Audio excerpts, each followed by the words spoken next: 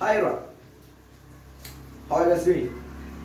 Hope you guys are doing really well like every day. That's right. So without discussing any other factor, any other thing here, without wasting more time, let's move on to the topic directly. Right. So here with a very interesting topic today, guys. So it is. I know majority of you guys have heard this. Might have heard this. Not might. You must have heard this before. There is FET transistors. FET means yeah, if someone can tell me. So I know that because there's no other way to communicate. But the field effect transistors, guys, those are FET transistors, right? The transistors is a very familiar term to us. It's transistors. What are transistors and what are the uses of these transistors? Simply, guys, we all know that transistors are used to amplify a signal, or not only that here, it is also used to it can be used as a switch, so there are a lot of uses, right? What is the main difference between these? But I think you might have heard the topic called, or the transistor type called, the bipolar junction transistor. This is the very first one that human generation invented, the bipolar junction transistors. But usually, so as human, we never satisfy. We never satisfy with the existing stuff. So that is pretty true, right?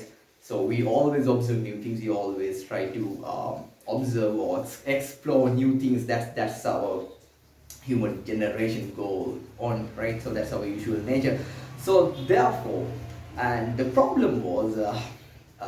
Even after inventing these dipole junction transistors, the people realized that bipolar junction transistors are not sufficient. So not now here, those days were not sufficient anymore, right? So therefore, they understood that they had to go, or they had to move on to any other one here, another factor, right? So efficient one, right? So they needed to go for a efficient type of transistor. So the mainly the bipolar junction transistor, as I mentioned here, guys, the bipolar junction transistors having a 2 p-n junction. So there are two junctions, and mainly the IB current. Simply the main first point that you must remember. So IB current is the one which controls the entire IC current here. The IB current is the one, and is the dominant here. Is dominating, right? So just like ladies, right? So I'm not going to accuse, I'm not going to criticize here anyone here.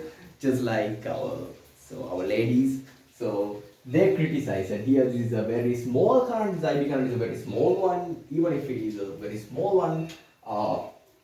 Even though it is a very small one, it can dominate the IC current. So that's the main thing. But yeah, so what is the main difference between these bipolar junction, and here two junctions are there, and this is my field effect transistor. If you can see it properly, this is my field effect transistor.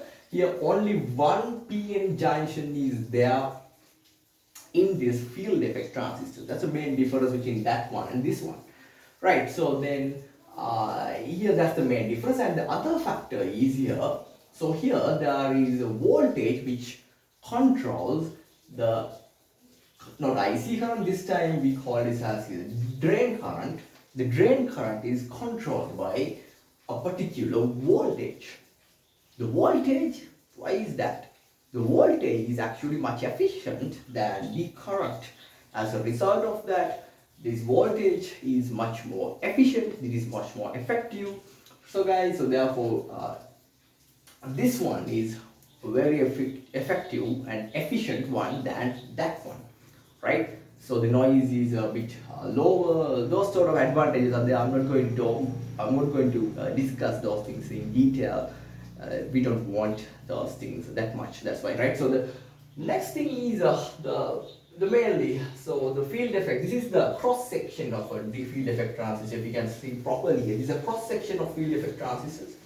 So simply you can see here, so this is the N channel, and this is kind of a gate.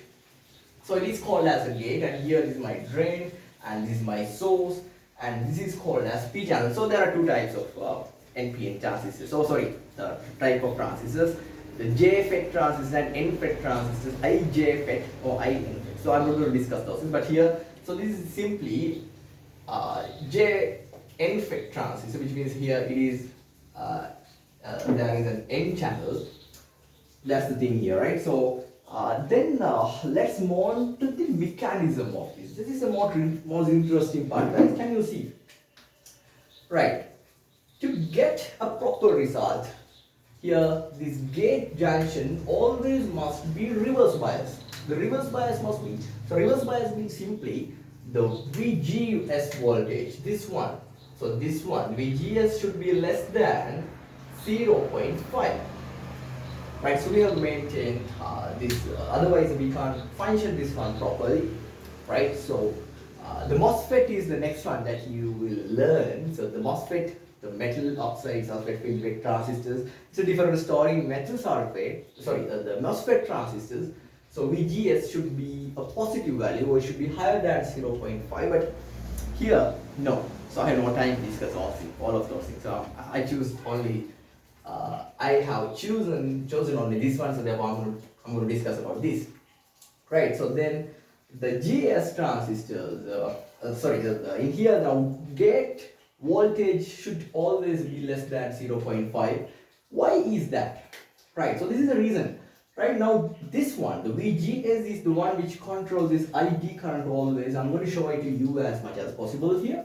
Right, so now imagine here this VDS is a positive one, right? So this is here now it is connected to the plus one. Here this is connected to the negative end of this battery, and as a result of that, here all the electrons in this N channel tend to move towards that direction, while all the holes or the holes, it's a different sort, the holes tend to move towards that direction. The current, yeah, exactly, this current must flow towards that direction. But now imagine when you make this negative, or when you make this negative as much as possible, here this end becomes minus, and what can you say about the other side here? That is plus. As a result of that, now this end is reverse bias.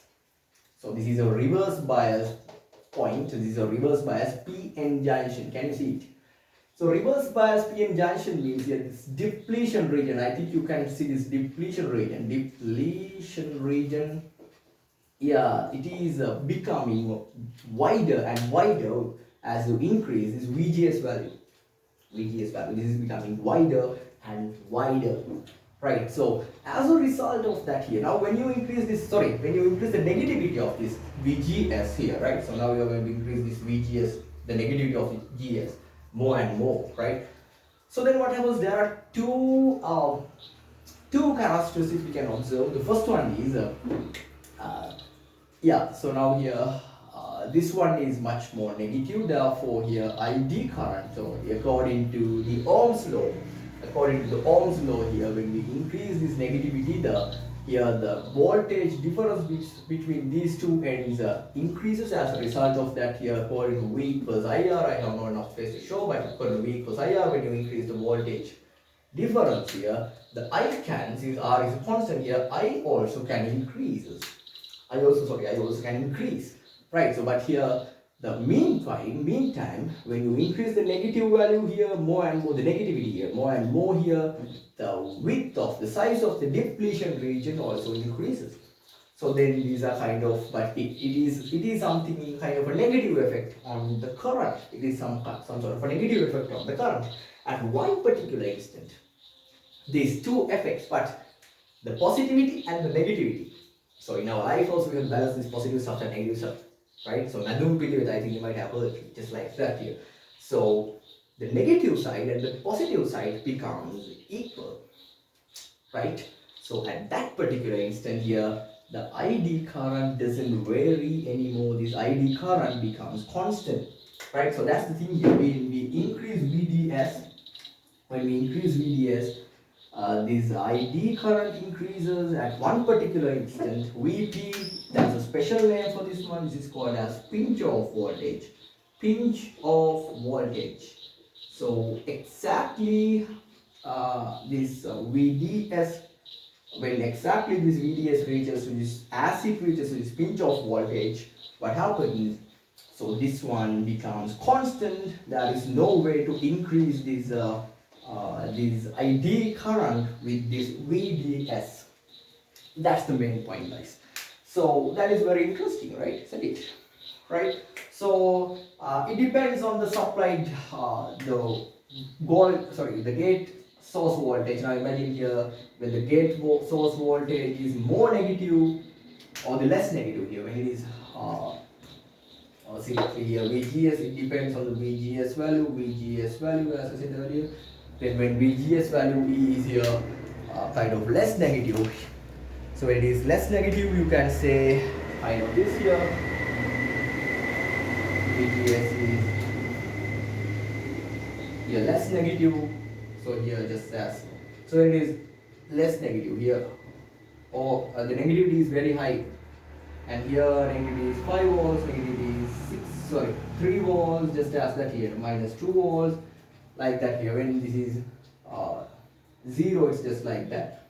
So then as this VGS value decreases here, the ID or the maximum possible ID value also decreases, right? So that is it. So I don't have more time to discuss all the stuff.